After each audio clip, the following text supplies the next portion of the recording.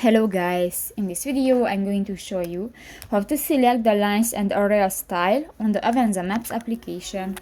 But first of all, I just want to mention, please don't forget to subscribe to our channel, because at 100,000 subscribers we are going to show you our YouTube revenue statistics and growth strategy, how to make money online. So let's jump into it. First of all, open the application on your device. Click to the three dots at the upper right corner of the screen and click to the settings button.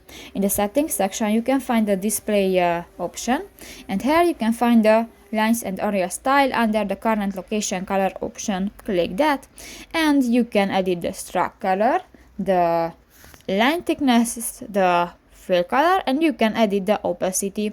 And if you want to edit the line color, click that and you can select another color and just click that. So that's pretty much it for this video guys. See you in the next one. Bye bye.